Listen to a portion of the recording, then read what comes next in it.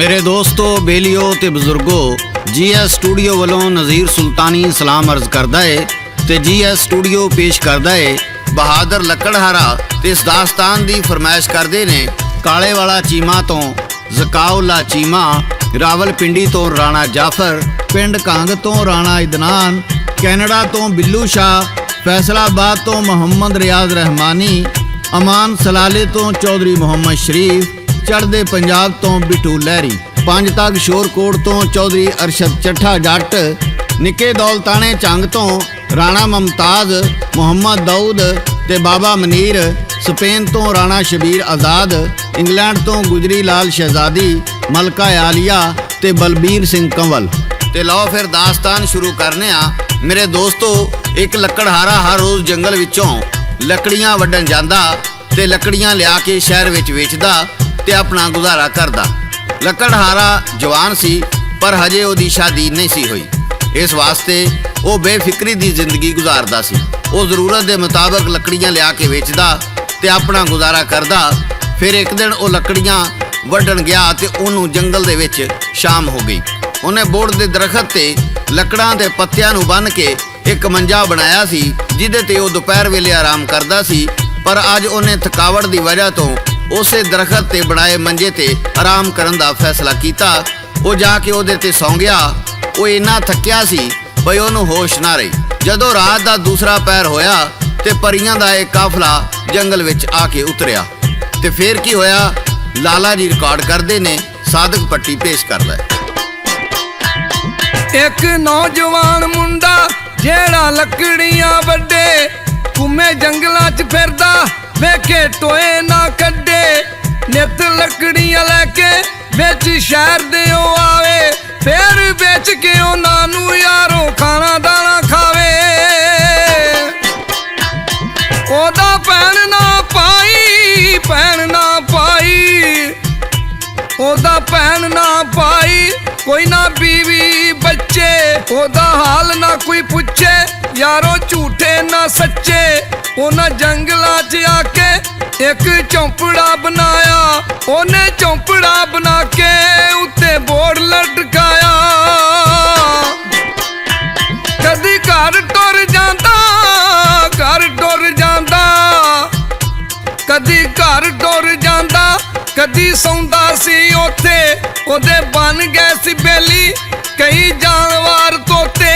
एक दिन घर ना हो गया, सुता पलंग ते आके, जेड़ा टंगिया सी ओने उत्ते बोर्ड दे बना के।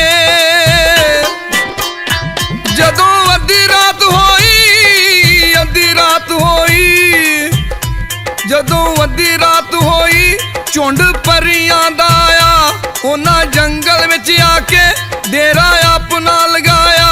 कीता नाच गाना उन्हां, अख खुल गई सी ओदी, एक परी पई पुकारे जेड़ी नचदी सी शोदी।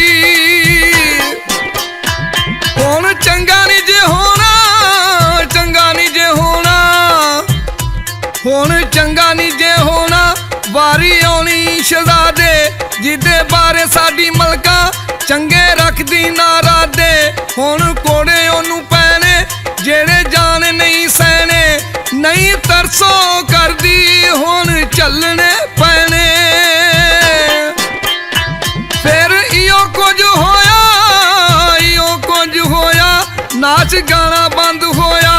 आके सामने शहजादा कंड करके खलोया, दिता हुक्म जी मलका एनू कोड़े तुसी मारो, करो पिंडा एदा नंगा, एदे कपड़े तारो।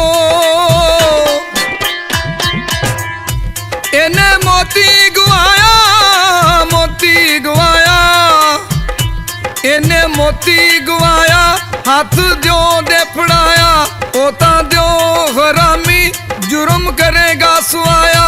मेरे मरने तो बाद बनू बादशाह तुहाडा, दिता मोतीए ने ओनू ओदा चंगा नहीं इरादा।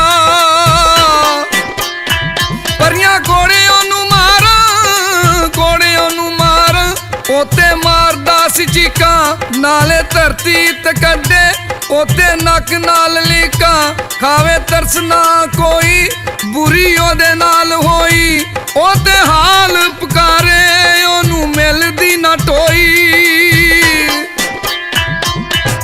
ਇਹ ਸਾਰਾ ਵਾਕਿਆ ਲੱਕੜਹਾਰਾ ਦਰਖਤ ਦੇ ਉੱਤੇ ਬੈਠਾ ਵੇਖ ਰਿਹਾ ਸੀ। ਜਦੋਂ ਉਹਦੇ ਕੋਲੋਂ ਸ਼ਹਿਜ਼ਾਦੇ ਦੀ ਹਾਲਤ ਵੇਖੀ ਨਾ ਗਈ ਤੇ ਉਹ ਛਾਲ ਮਾਰ ਕੇ ਮਲਕਾ ਦੇ ਸਾਹਮਣੇ ਆਣ ਖਲੋਤਾ। ਉਹਨੂੰ ਵੇਖ ਕੇ ਪਰੀਆਂ ਨੇ ਰੌਲਾ ਪਾ ਦਿੱਤਾ, ਆਦਮਜ਼ਾਦ ਆਦਮਜ਼ਾਦ। ਮਲਕਾ ਕਹਿਣ ਲੱਗੀ, ਤੂੰ ਕੌਣ ਏ ਤੇ ਅੱਧੀ ਰਾਤੀ ਜੰਗਲ ਵਿੱਚ ਕੀ ਪਿਆ ਕਰਨਾ ਏ?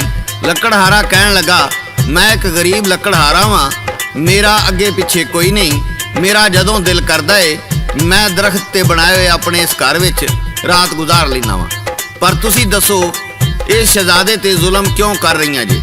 ਮੈਨੂੰ ਲੱਗਦਾ ਏ ਤੂੰ ਇੱਕ ਜ਼ਾਲਮ ਮਲਕਾ ਏ।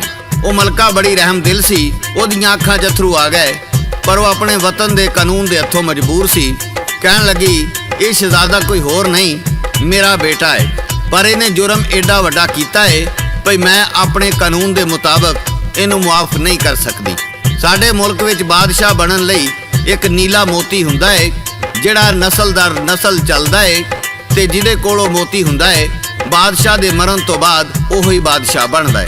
ਪਰ ਇਹਨੇ ਉਹ ਮੋਤੀ ਸਬਜ਼ ਦਿਓ ਨੂੰ ਦੇ ਦਿੱਤਾ ਏ ਤੇ ਮੇਰੇ ਮਰਨ ਤੋਂ ਬਾਅਦ ਹੁਣ ਉਹੋ ਹੀ ਸਾਡੇ ਮੁਲਕ ਦਾ ਬਾਦਸ਼ਾਹ ਬਣੇਗਾ। ਉਹ ਬੜਾ ਜ਼ਾਲਮ ਤੇ ਹਰਾਮੀ ਦਿਓ ਏ। ਉਹ ਬਾਦਸ਼ਾਹ ਬਣਨ ਤੋਂ ਬਾਅਦ ਸਾਡੀ ਰਾਇਆ ਤੇ ਬੜਾ ਜ਼ੁਲਮ ਕਰੇਗਾ। ਇਸੇ ਵਾਸਤੇ ਇਹਨੂੰ ਹਰ ਚੰਦ ਦੀ 14ਵੀਂ ਨੂੰ ਜ਼ਮੀਨ ਤੇ ਲਿਆ ਕੇ ਕੁੜੇ ਮਾਰੇ ਜਾਂਦੇ ਨੇ ਤੇ ਸਾਡੇ ਕਾਨੂੰਨ ਵਿੱਚ ਵੱਡੇ ਛੋਟੇ ਅਮੀਰ ਗਰੀਬ ਸਭ ਬਰਾਬਰ ਨੇ। ਜੁਰਮ ਦੀ ਕਿਸੇ ਨੂੰ ਵੀ ਮਾਫੀ ਨਹੀਂ ਮਿਲਦੀ। ਲੱਕੜਹਾਰਾ ਕਹਿਣ ਲੱਗਾ, ਪਰ ਸਾਡੇ ਮੁਲਕ ਵਿੱਚ ਤੇ ਅਮੀਰਾਂ ਲਈ ਹੋਰ ਗਰੀਬਾਂ ਲਈ ਹੋਰ ਕਾਨੂੰਨ ਹੈ।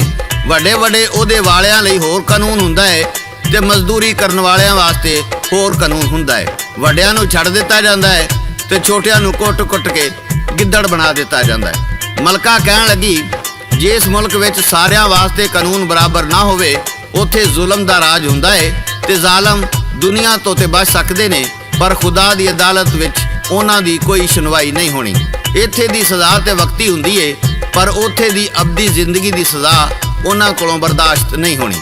ਇਸੇ ਡਰ ਤੋਂ ਅਸੀਂ ਕਿਸੇ ਮੁਜਰਮ ਨੂੰ ਸਜ਼ਾ ਇੱਥੇ ਹੀ ਦੇ ਦਿੰਦੇ ਆ। ਖੈਰ ਤੂੰ ਛੱਡ ਇਸ ਗੱਲ ਨੂੰ, ਤੂੰ ਜਾ ਕੇ ਦਰਖਤ ਤੇ ਸੌਂ। ਲੱਕੜਹਾਰਾ ਕੀ ਕਹਿੰਦਾ ਏ ਸਾਦਕ ਪੱਟੀ ਪੇਸ਼ ਕਰਦਾ ਏ। ਕਹਿੰਦਾ, ਗੱਲ ਸੁਣ ਮਲਕਾ, ਗੱਲ ਸੁਣ ਮਲਕਾ, ਕਰਾਂ ਮਦਦ ਤੁਮਾਰੀ। ਕਿੱਥੇ ਰਹਿੰਦਾ ਏ ਹਰਾਮੀ, ਮੈਨੂੰ ਦੱਸ ਇੱਕ ਵਾਰੀ। ਜਾ ਕੇ ਮੋਤੀ ਲੈ ਕੇ ਆਵਾਂ, ਸ਼ਹਿਜ਼ਾਦੇ ਨੂੰ ਛਡਾਵਾਂ, ਮਾਰ ਦੇਵਾਂ ਮੈਂ ਹਰਾਮੀ, ਕਿੱਸਾ ਜੱਗ ਤੋਂ ਮੁਕਾਵਾਂ।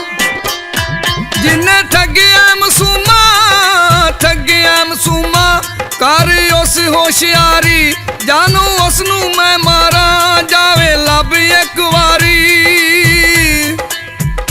ਜਾਨੂ ਉਸ ਨੂੰ ਮੈਂ ਮਾਰਾਂ, ਜਾਵੇ ਲੱਭ ਇੱਕ ਵਾਰੀ। ਮੇਰੇ ਦੋਸਤੋ, ਪਰੀਆਂ ਦੀ ਮਲਕਾ ਕਹਿਣ ਲੱਗੀ, ਉਹ ਦਿਓ ਬੜਾ ਤਾਕਤਵਰ ਏ, ਉਹ ਤੈਨੂੰ ਖਾ ਜਾਏਗਾ। ਤੂੰ ਮੇਰੇ ਪੁੱਤਰ ਦੀ ਖਾਤਰ ਆਪਣੀ ਜ਼ਿੰਦਗੀ ਦਾਅ ਤੇ ਨਾ ਲਾ। ਲੱਕੜਹਾਰਾ ਕਹਿਣ ਲੱਗਾ, ਸਾਡੇ ਦੀਨ ਵਿੱਚ ਕਿਸੇ ਮਜ਼ਲੂਮ ਦੀ ਮਦਦ ਕਰਨਾ ਇਬਾਦਤ ਸਮਝਿਆ ਜਾਂਦਾ ਏ ਤੇ ਮੈਂ ਇਹ ਕੰਮ ਆਪਣਾ ਫਰਜ਼ ਸਮਝ ਕੇ ਕਰਾਂਗਾ। ਮਲਕਾ ਉਹਨੂੰ ਦਿਓ ਦਾ ਕਿਵੇਂ ਪਤਾ ਦੱਸਦੀ ਏ, ਇਹ ਅਸੀਂ ਤੁਹਾਨੂੰ ਦਾਸਤਾਨ ਦੇ ਦੂਸਰੇ ਹਿੱਸੇ ਵਿੱਚ ਸੁਣਾਵਾਂਗੇ। ਇਹਦੇ ਨਾਲ ਹੀ ਸਾਦਕ ਪੱਟੀ, ਲਾਲਾ ਜੀ ਤੇ ਸ਼ਾਇਰ ਨਜ਼ੀਰ ਸੁਲਤਾਨੀ ਨੂੰ GS ਸਟੂਡੀਓ ਵੱਲੋਂ ਇਜਾਜ਼ਤ ਦਿਓ। ਨਵੀਂ ਦਾਸਤਾਨ ਨਾਲ ਫੇਰ ਹਾਜ਼ਰ ਹੋਵਾਂਗੇ। ਉਦੋਂ ਤੱਕ ਰੱਬ ਰਾਖਾ, ਰੱਬ ਰਾਖਾ, ਰੱਬ ਰਾਖਾ।